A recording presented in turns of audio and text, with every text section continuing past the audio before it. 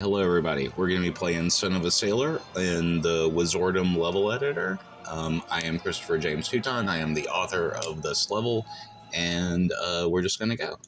So we're going to be playing levels 1 through 3, and then we might take a look at level 4. So the first level is Prison. It starts off, it's very, very dark. I really wanted to play with like the lighting concept of this, so I start you off with a torch, but then, you know, obviously it goes out very quickly, so you can kind of see where you're going for a minute. You can't go that way, and then you just kind of go. So there are enemies here in this prison cell that you start off in. There's a few things. Whenever you see bones, that usually means a skeleton's gonna pop out. Tentacles. I really do like the tentacle monsters in this game. They look a lot like the tentacle monsters from Day of the Tentacle, which is one of my favorite games of all time. So whenever I see stuff like that, it's always very, very fun for me. Little secret area right there. So this first level, obviously it's called Son of the Sailor. You start off in a prison cell, and then you make your way through to the sewers, and then the docks, and then eventually to a boat. And the fourth level is going to be a boat, and that's going to be the one that still has not quite been finished yet, but we are in the process of. I just kind of wanted to show off these first three, because not only do I do, like, I'm proud of the levels that I made. I like them a lot, but also, like, I just feel like people have not been talking about this game as much as they should, and this game is really, really good. There's nothing in this treasure chest, because when I first made these levels, you can kind of tell because the textures don't match here.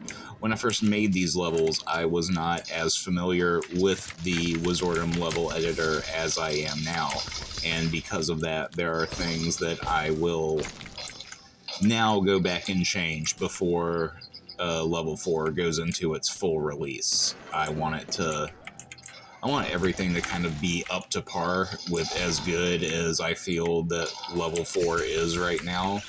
And as it stands, levels 1 and 2 especially, I do not think quite match up. Because, I mean, again, this is juvenile.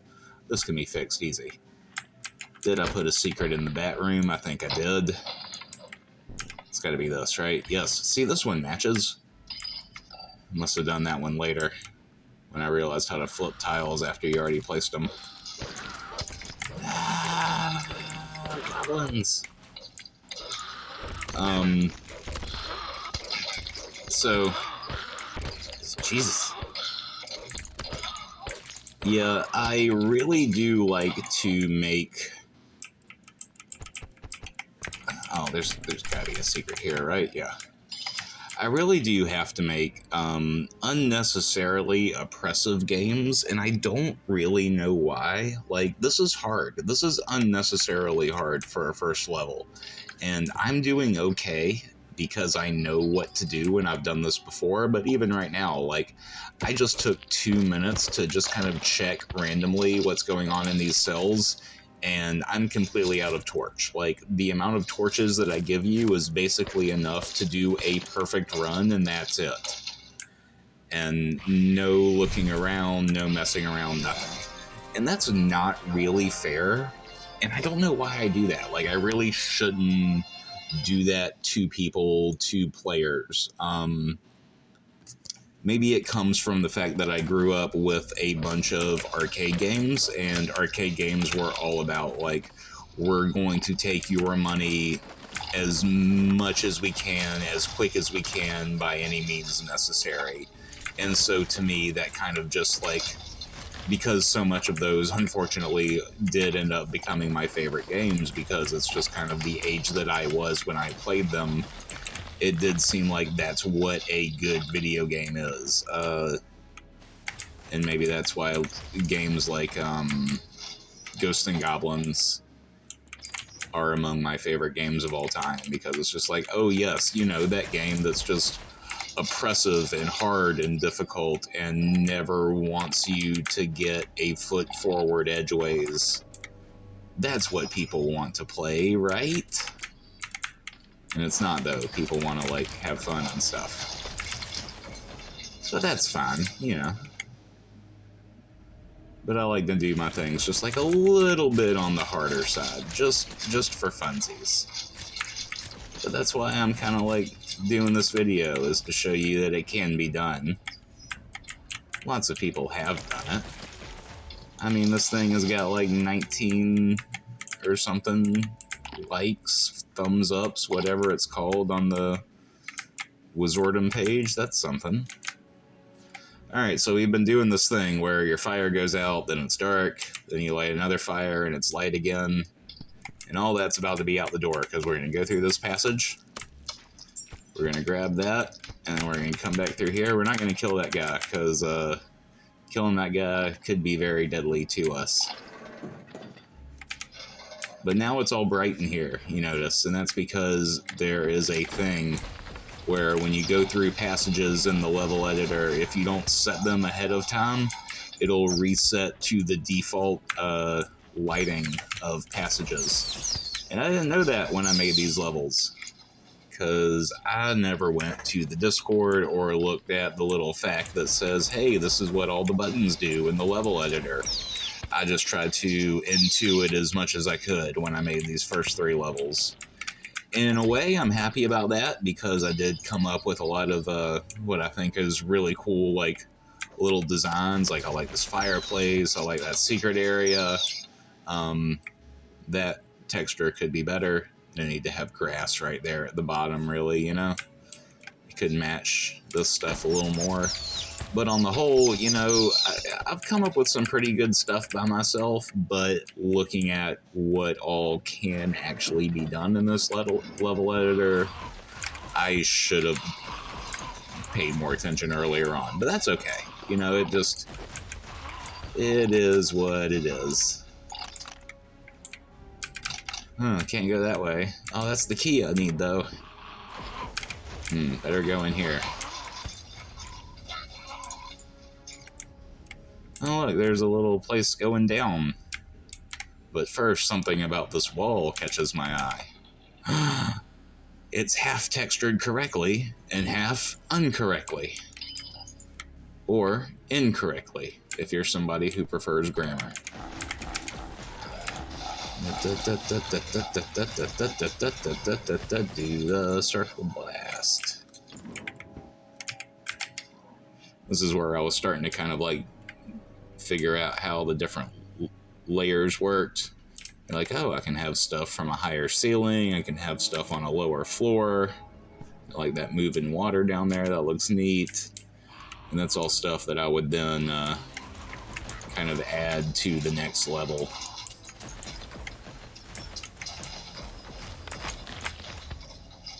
And you can see I still have these torches kind of throughout, and that's because when I was building the level, I was assuming that this would all still remain dark, without knowing how bright it would be once you went through a passage. Again, that's something that would be fixed if I was to, or when I will remaster this level. Ow. If you throw a grenade too far close to your face, it can really mess you up. I know that that makes sense logically, but I don't like it. Now, here we could go all the way back through everything that we just went through, and it'd be a big old circle to come around, or we could just pull the switch and that blows up this wall, and then we kind of get a shortcut back to the way that we're supposed to go. And that's level 2. Again, kind of simple, just kind of learning, getting a feel for what you can do in the game. Level 3 is really where I feel like I started to get a handle on things and start to, like, it was a level that I was proud to actually, like, make. And that's the docks here. You can tell I've got some I've got different levels. You went through the prison, you went through the sewers, now we're out of the sewers, onto the docks. You can tell there's, like, residual dock or sewer nastiness spilling into the water. We've got skeletons on the roof over there. We're on some walkway. We've got boats. We've got skeletons on boats. There's all kinds of cool stuff going on here. So first we want to take out all these sentries, otherwise it's really not going to be a fun time for anybody. We can go into this building here. Get rid of you. Can't go there. Some sort of cemetery. What's happening? Not sure what was hurting me there. Perhaps the skeleton came back to life. I'm not sure. Just for safety, let's go in there. We can't go there.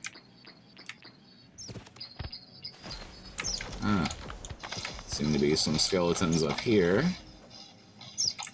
Get rid of those fellas. Some rats. Boat's got some skeletons on it that we could get on. Big boat over there, that'll be our eventual end destination. Let's see what's going on here. Rats.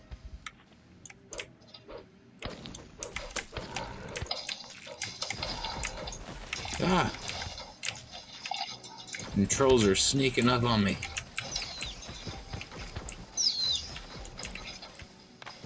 I really enjoy the idea of these skeleton guys being on a higher level.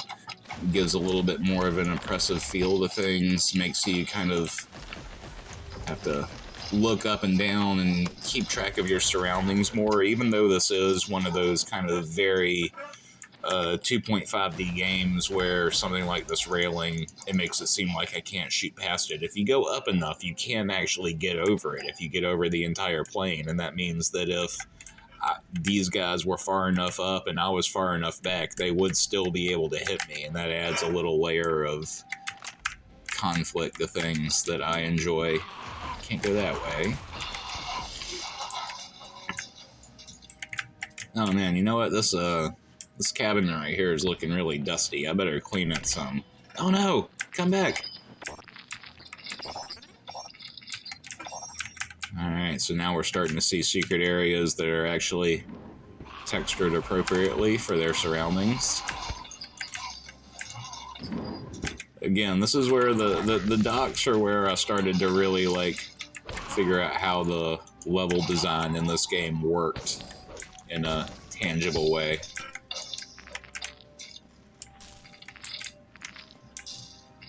I really enjoy the ability in this game to make good diegetic enemy placement. And oh, that was stupid. Alright, you know what? I'm happy with stopping right there on the docks, because I want you to go and buy Wizordum. I want you to play it yourself. I want you to download Son of a Sailor. I want you to figure out, like, how to get to the end. I'm fine with that. That's cool. There's more boats, there's more buildings you should check out in this level, but go do that. Oh, see, that's what I was talking about. You see that guy right there? He can shoot me. Even though, like, if I had my fire things, like, right there, I wouldn't be able to hit him. From way back here, we can. Yeah, tactics. But look, the sewer stuff is draining, poisoning the water. Look at that boat float, or look at that crate float right there. Appreciate that. It's cool as hell. But yeah. And so I want you to finish that level. I don't want to spoil the ending for you, but I will also show you where it's going next. So the end of that level does end like when you get to that big boat in the middle, and the next level will be on this ship. And so here's a quick like little preview of where the ship is in terms of development.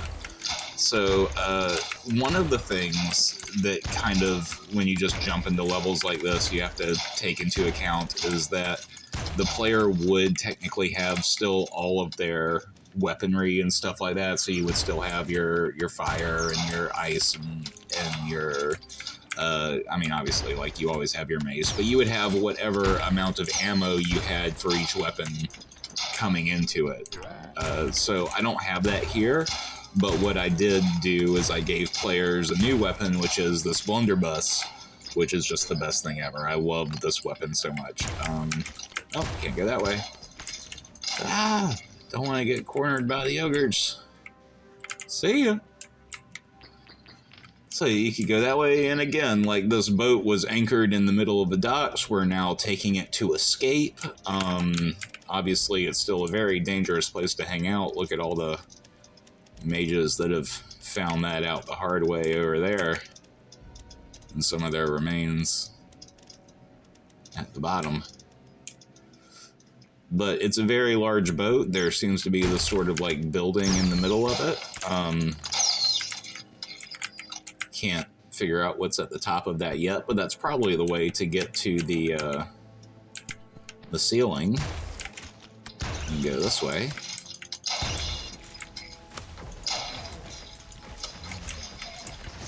Oh, now we found some fireballs.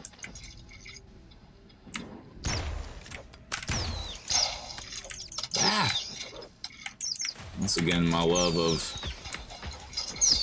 putting rats in places where I think they should be. And if a kitchen isn't where a rat should be, then a library definitely is. But look here. Now we've learned how to place objects inside of not only dead bodies, but also chests, which is something that we did not have in the previous 3 levels. Previously, all the bodies and chests were just set decoration, but now they could actually contain useful items. Wake up. Wake up, I'm proving a point. What an interesting display. One of these things is not like the other. It's you. The roof's not right. Come on, me.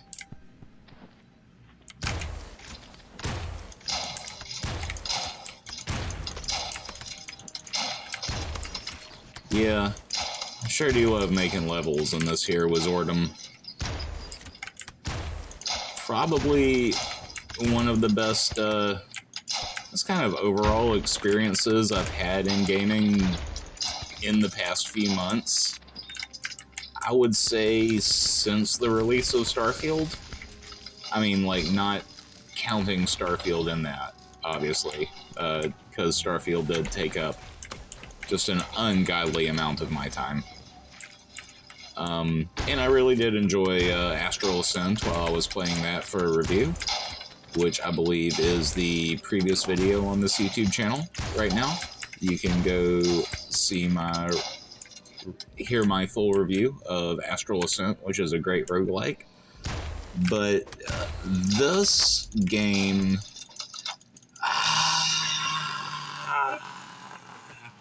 That was right before the really cool room, but also, again, I don't want to spoil too much, so it's probably better that we didn't see that.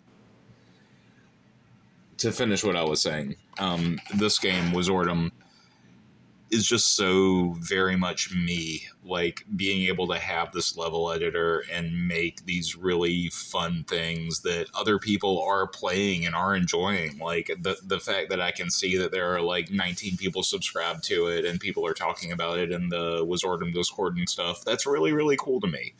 And I'm glad that people are enjoying it. So, yeah, look forward to me finishing the ship level at some point in the near future. And otherwise, if you haven't played it yet, go buy it, go play Wizordum, go play my levels, and go make your own levels, because I want to play them. Have a good night.